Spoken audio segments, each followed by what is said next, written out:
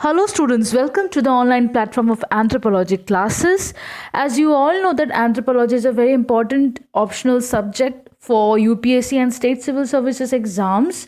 So ऐसे बहुत सारे वीडियोस मैंने देखे हैं जहाँ पर आप लोगों को एंथ्रोपोलॉजी के लेक्चर्स तो मिल जाते हैं, बहुत टफ लेक्चर्स मिलते हैं, ऐसे लगता है कि कोई बुकिश वर्ड है ऐसा लगता है, पर यहाँ पर मैंने इसको सिंप्लीफाइड करने की कोशिश की है हर एक वो स्टूडेंट्स के लिए जो कि एग्ज़ाम्स दे रहे हैं। तो देखिए प्रीवियस ईयर क्वेश्चंस मैं ले रही हूँ और इसके आंसर्स मैं एक्सप्लेन करते हुए जाऊँगी। तो ये प्रीवियस ईयर क्वेश्चन देख लीजिए।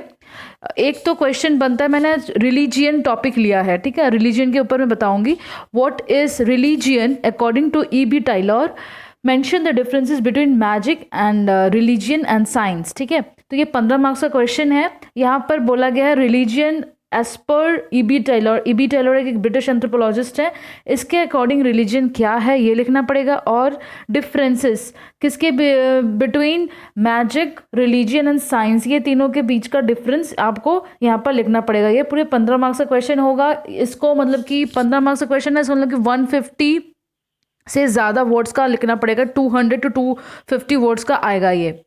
देखिए यहाँ पर एक और प्रीवियस ईयर का एक क्वेश्चन है, right a short note on religion and magic. Religion, magic और साइंस, ये तीनों का नॉलेज आपको अच्छे से रहना चाहिए क्योंकि यहाँ से क्वेश्चंस बहुत आते हैं। तो ये क्वेश्चन देखिए 10 मार्क्स का है। 10 मार्क्स मतलब आपको पता है 150 वर्ड्स में आपको लिखना होता है। ठीक है, तो चलिए शुरू करते हैं। जैसे कि मैंने पहले ही बताया कि हर एक आंसर जब हम लिखेंगे, इंट्रोडक्शन पहले आएगा, उसके बाद आएगा मेन बॉडी, उसके बाद आएगा कंक्लूजन। तो ये आंसर में भी हमको इंट्रोडक्शन ऐसी पैटर्न हमको फॉलो करना है। इंट्रोडक्शन मैंने लिखा है, religion is a supernaturalism that consist of a system of belief, thought and action. It lies in the core of all primitive and civilised culture. तो यहाँ पर इंट्रोडक्शन में मैंने सोचा है कि रिलीजियन का डेफिनेशन दिया जाए। अगर रिलीजियन के यहाँ पर रिलीजियन, मैजिक, ये सब के बारे में बोला गया है, तो पहला क्वेश्चन, पहला पार्ट जो है क्वेश्चन का वो बोला है कि E.B. टाइलर के हिसाब से रिलीजन क्या है। तो मैं पहले रिलीजन का एक नेचुरल, एक जनरल आइडिया मैं पहले दे रही हूँ जो मेरे हिसाब से है, या जो बुकिश एक वो है डेफिनेशन है। सो इसका मतलब क्या है, रिलीजन यहाँ पर बोला गया है एक सुपर नेचुरलिज्म है। सुपर नेचुरलिज्म मतलब कि जो नेचर से परे है, जो नेचर के भी ऊपर है। That consist of a system of belief, thought and action. मतलब कि रिलीजन एक ऐसा सुपर नेचुरलिज्म है, एक विश्वास है सुपर नेचुरल के प्रति, उसका कुछ थॉट है, कुछ समझ है, और ये समझ और विश्वास के बेस किया हुआ कुछ एक्शंस है। ठीक है, it lies in the core of all primitive and civilised culture. जो कि रिलीजन हर एक प्रिमिटिव सोसाइटी, जो ट्राइबल सोसाइटी है, जो बहुत पिछले ज़माने वाला सोसाइटी है, वैसे सोसाइटी, और साथ साथ सिविलाइज जो सभ्यता, जब सभ्यता आ गई है, सिविलाइज सोसाइटी का भी बहुत इंपॉर्टेंट कोर पार्ट है। ठीक है, it acts as a internal controlling force for the society and provides a people with morality. तो ये क्या बोल रहा है कि ये एक इंटरनल कंट्रोलिंग फोर्स के हिसाब से काम कर रहा है सोसाइटी में, जो कि सोसाइटी को कंट्रोल करके रखता है। एक ऐसा कंट्रोलिंग पावर जो आपको दिखेगा नहीं पर वो अंदर निहित है, अंतर्गत है।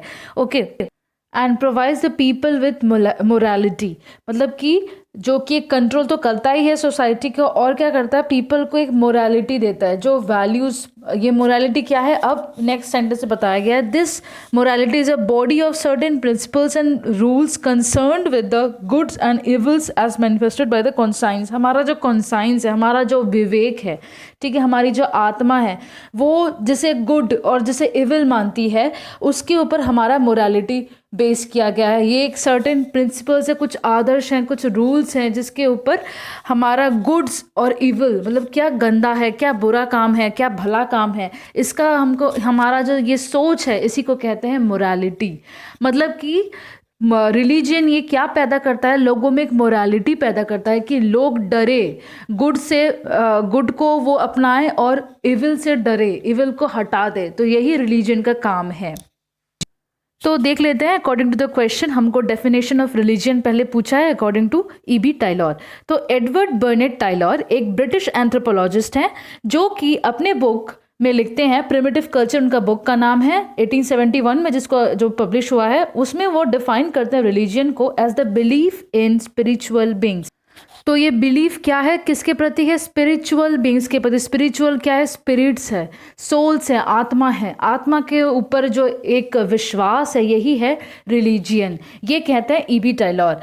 वो ये भी कहते हैं that this believe exist in all known society, जितने भी नोन सोसाइटी है, जितने भी सोसाइटीज़ हैं हमारे इस वर्ल्ड में, सभी में ये बिलीफ सिस्टम काम करता है। He express the view that religion had stemmed from the intellectual speculations about the events like dreams, trances and deaths. मतलब ये क्या बोलना चाहते हैं कि रिलीजियस कहाँ से आया है, रिलीजियस स्टेम मतलब आना, कहाँ से आया है, इंटेलेक्चुअल स्पेक्यूलेशन मतलब कि जब हम दिमागी तौर से सोचते हैं, इंटेलेक्चुअल मतलब दिमाग और स्पेक्यूलेशन मतलब सोचना या देखना, क्या देखेंगे या सोचेंगे, ये dreams, trances and death. Dreams मतलब ये जो हम सपने देखते हैं, ये क्यों देखते हैं, ये जो डेथ होता है क्यों होता है, और ट्रांसेस का मतलब होता है जब हम स्लिप लाइक स्टेट में रहते हैं पर हम सोते नहीं हैं, ठीक है, अनकॉन्शियस हो जाते हैं।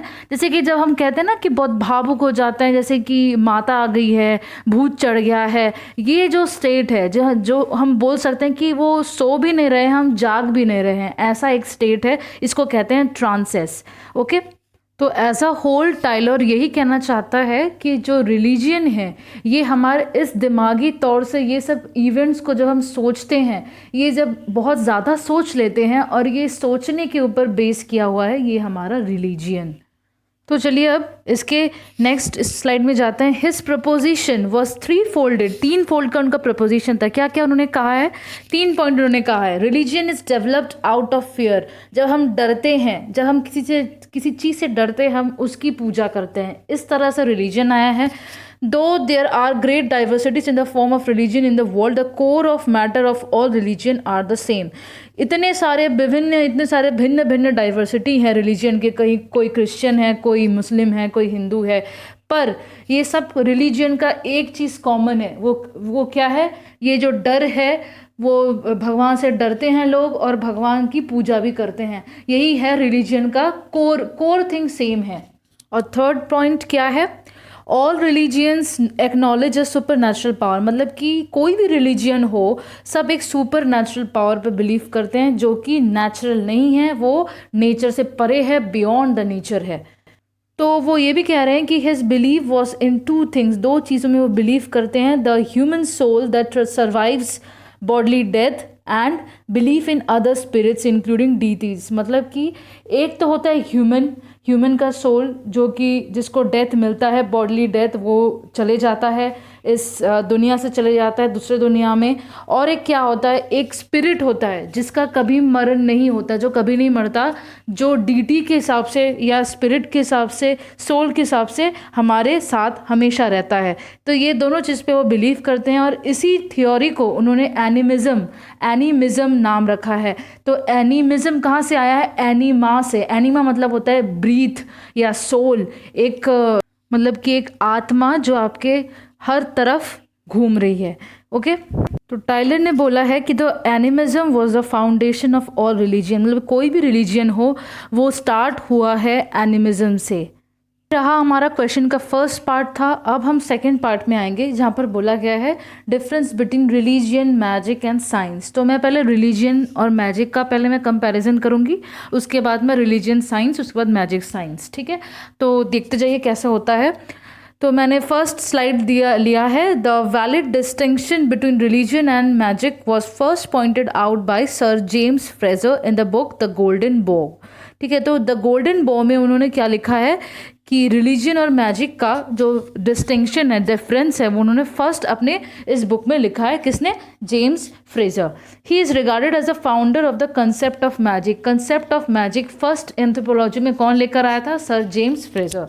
तो चलिए अब हम रिलीजियन और मैजिक का जो डिफरेंस है वो थोड़ा देख लेते हैं। तो डिफरेंस आप मेरे जैसा लिख सकते हो, जैसे मैंने किया है वैसे भी लिख सकते हो, और चाहे तो आप नॉर्मल सेंटेंस ऐसे कॉलम नहीं करके ऐसे नॉर्मल भी लिख सकते हो, ठीक है। तो फिर ऐसे करके लिखना, हाईलाइट करना चीज़ों को, अगर आप हाईलाइट नहीं करते हो तो फिर वो ना एक बैड इंप्रेशन जाता है, ठीक है। तो हाईलाइट करना बहुत ज़रूरत है। तो फर्स्ट पॉइंट क्या है, religion is defined as belief in supernatural being which is approached with the help of some rites and rituals. तो ये मैंने पहले ही बता दिया था, सुपर नेचुरल बींग का एक बिलीफ है जो कि सम राइट्स और रिचुअल से ये बिलीफ पूरा होता है। कुछ रिचुअल्स होते हैं, कुछ राइट्स होते हैं, इसी से ये बिलीफ सुपर नेचुरल के प्रति ये पूरा होता है। और मैजिक क्या है, the magic is defined as techniques design to achieve specific goals by manipulating the supernatural. मतलब कि ये कुछ टेक्निक्स है जो कि डिज़ाइन किए गए हैं कुछ स्पेसिफिक गोल्स को अचीव करने के लिए, कुछ सक्सेस अचीव करने के लिए।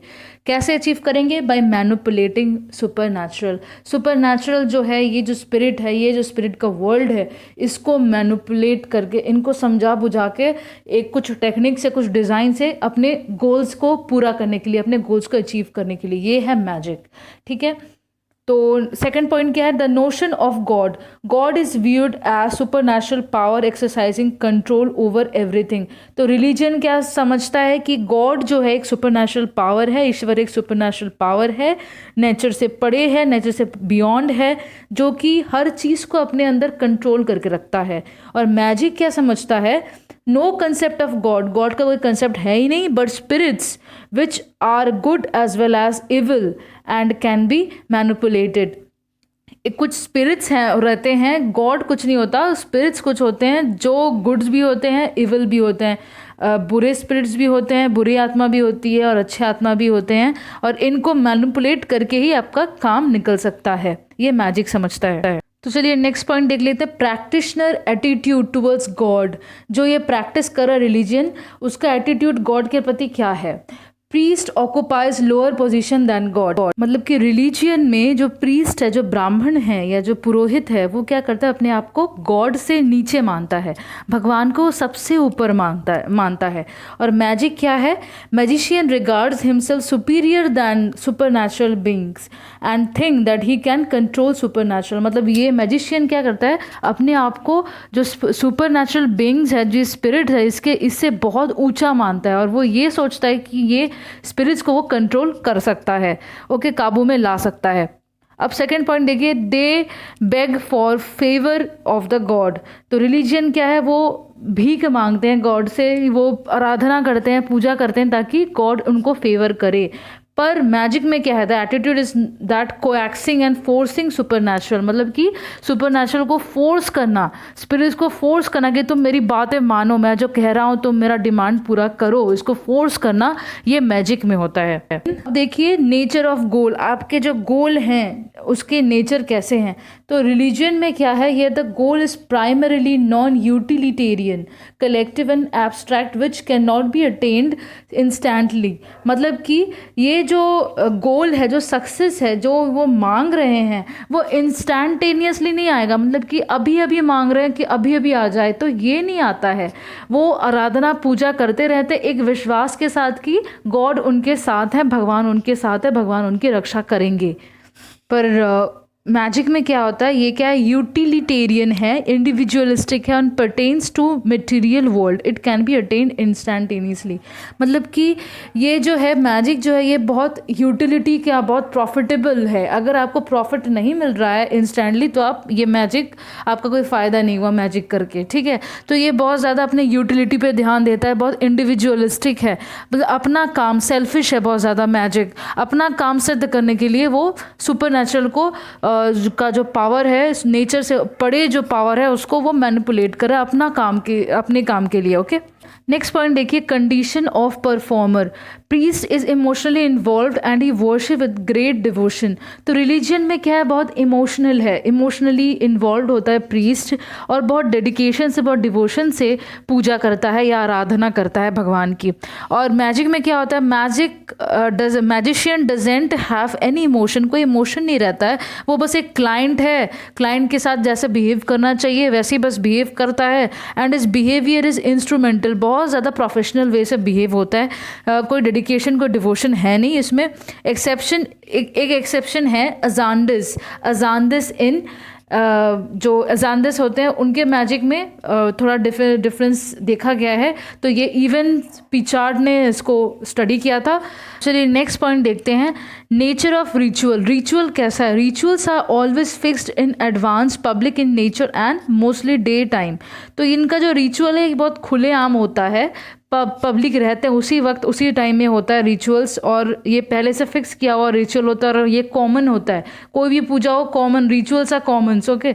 तो फिर पर मैजिक में ऐसा नहीं होता है। ये जो रिचुअल्स हैं मैजिक्स के, ये फिक्स्ड नहीं होते हैं, एडवांस में फिक्स नहीं रहते हैं। जैसा आपका विश करोगे वैसे वो मैजिक को मैनिपुलेट करेगा, वैसे वो मैजिक करेगा। और इसका बहुत सीक्रेटली डन किया जाता है, इसको सीक्रेटली बहुत होता है ये मैजिक रिचुअल्स पालन किया जाता है। और टाइम प्लेस का भी कोई ठिकाना नहीं रहता, जैसा वो बोलेंगे मैजिशियन वैसे टाइम स्पेस सही होगा। तो यहाँ तक है डिफरेंस इसका। अब थोड़ा देख लेते हैं significance of religion and magic in society. क्या सिग्निफिकेंस है रिलीजन और मैजिक का सोसाइटी में? तो रिलीजन क्या करता है? सोशल इंटीग्रेशन और सॉलिडारिटी मेंटेन करता है, कि यूनिटी सोसाइटी में मेंटेन करता है, इंटीग्रेट करता है पीपल को, एक साथ रखता है पीपल को। Religious practices are routinised and institutionalised, whereas magic is a creation of society and produces divisive forces in society and promotes interest of the section of the society। मतलब कि जो रिलीजियस सबको एक साथ रख रहा है, एक रूटीन है रिलीजियस का, और इंस्टीट्यूशनलाइज्ड है, मतलब कि एक उसका प्रकार है, एक प्रॉपर इंस्टीट्यूशन है रिलीजन का।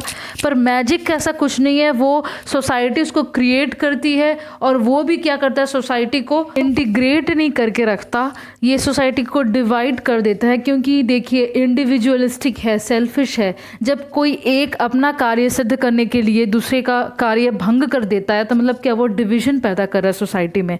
और ये क्या करते हैं, promotes interest of a section of a society, एक particular section of the society जिन्होंने वो मैजिशियन को हायर किया है, बस उसी का कार्य सिद्ध होगा, ठीक है। बाकी जो सोसाइटी के मेंबर्स हैं उनका कुछ नहीं होगा, ठीक है। तो ये क्या है, बहुत डिवाइड करता है सोसाइटी को। अब चलिए देख लेते हैं रिलीजन और साइंस के डिफरेंसेस। तो रिलीजन का क्या फर्स्ट है difference, it is a close system of thoughts and belief, ठीक है। ये बहुत क्लोज सिस्टम है थॉट्स एंड बिलीफ का, इससे ऊपर नहीं जा सकता कोई। अगर रिलीजियस पर्सन है उसका थॉट्स देखना, आप एक चीज़ एक बाउंड्री पे सीमित है, ठीक है, उससे बाहर वो नहीं जा सकता। पर साइंस क्या है, बहुत ओपन थॉट है, ठीक है। जो भी एक्सपेरिमेंट हो रहा है उसको आप एक्सेप्ट कर रहे हो, जो भी नया चीज़ आ रहा है आप उसको एक्सेप्ट कर रहे हो, ये होता है साइंस। इसलिए इसको कहते हैं open system of thoughts and action.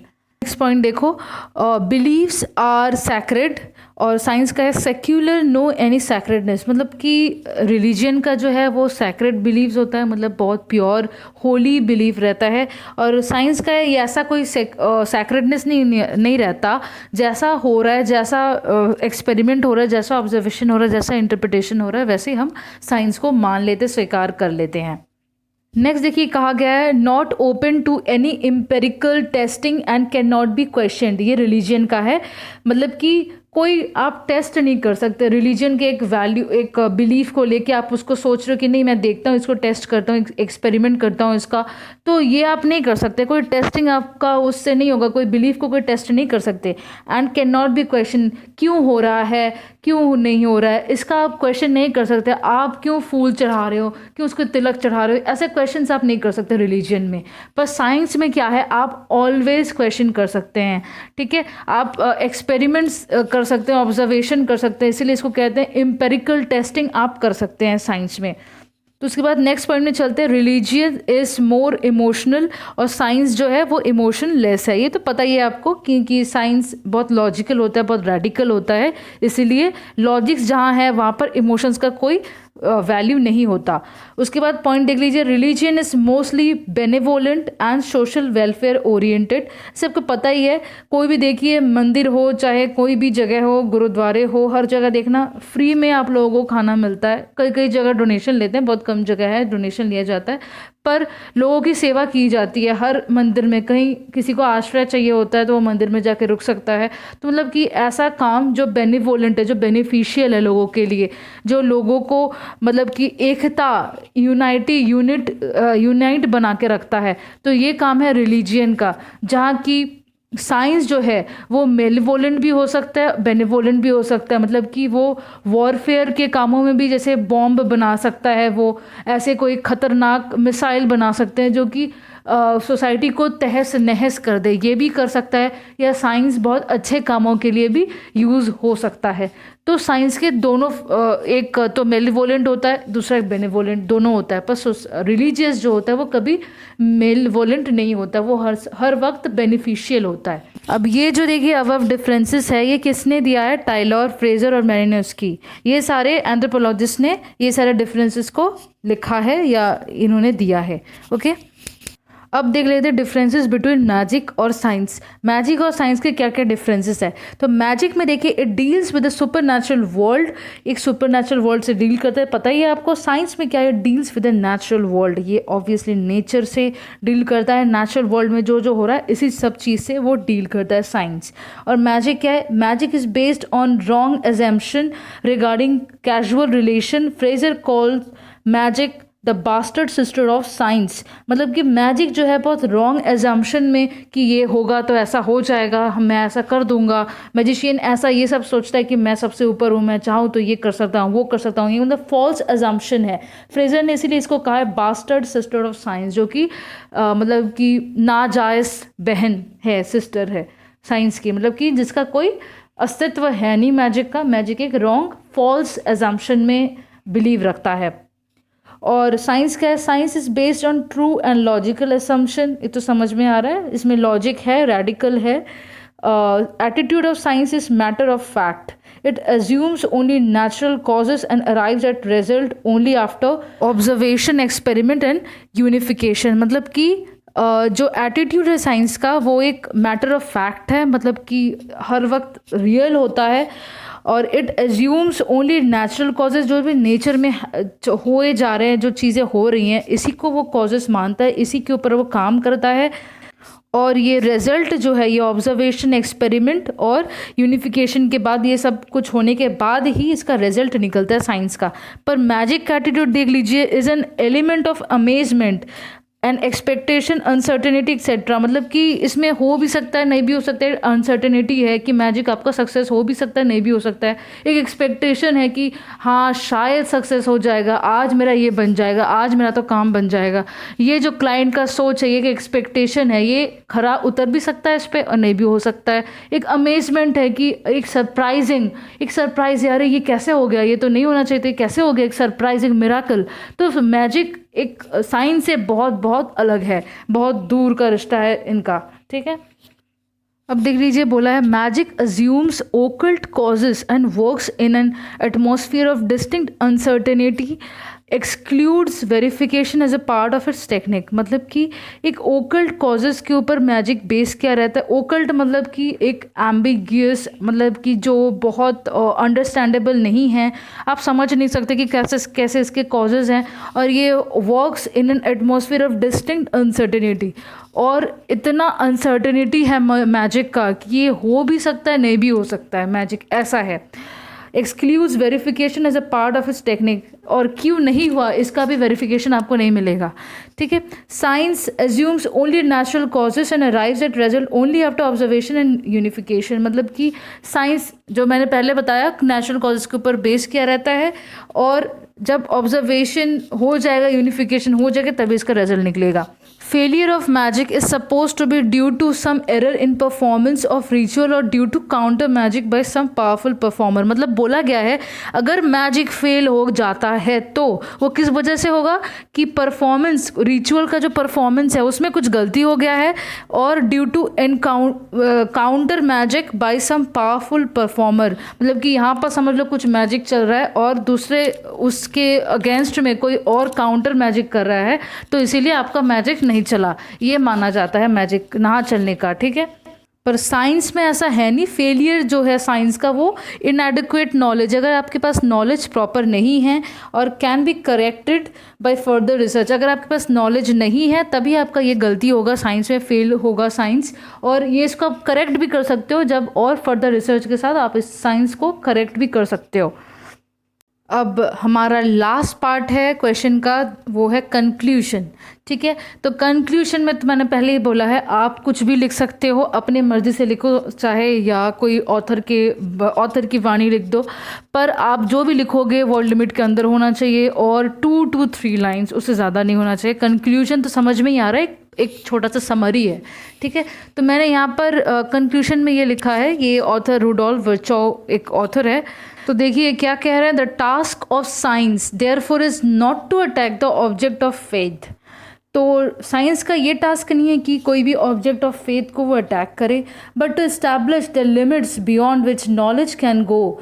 पर ऐसा कुछ इस्टेब्लिश करे, एक लिमिट इस्टेब्लिश करे जिसके बाहर नॉलेज जा सकता है, नॉलेज पहुंच सकता है, and found a unified self conscious with in this limit. और एक सेल्फ कॉन्शियस, हम लोग सेल्फ कॉन्शियस बने, हमारे लिमिट के जो लिमिट बना दिया गया है, साइंस ने जो लिमिट बनाया है जिसके बियॉन्ड नॉलेज जा सकता है, और लिमिट के अंदर हम अपना सेल्फ कॉन्शियस बना कर रहे।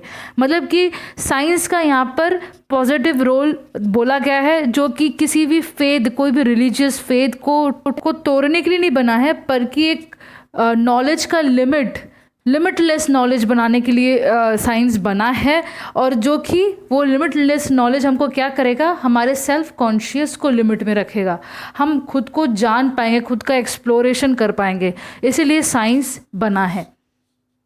तो आप चाहो तो कंक्लूजन में खुद अपना भी दे सकते हो, और भी कुछ लिख सकते हो, जैसे आपकी मर्ज़ी, आप वर्ड लिमिट बस मेंटेन करके रखना। पर यहाँ पर मेरा वीडियो ख़त्म होता है। तो दोस्तों आप ये वीडियो को अच्छे से देखिए, और क्या क्या आपको प्रॉब्लम्स हो रहा है, क्या क्या क्वेरीज़ हैं, मुझे कमेंट्स में बोलिए और फीडबैक दीजिए। मुझे फीडबैक की ज़रूरत है कि कैसा मेरा वीडियो जा रहा है। ओके स्टूडेंट्स, लाइक कीजिए, शेयर कीजिए, कमेंट कीजिए, सब्सक्राइब कीजिए इस चैनल को, और घर पे रहिए, स्वस्थ रहिए। थैंक यू स्टूडेंट्स, एंड जय हिंद।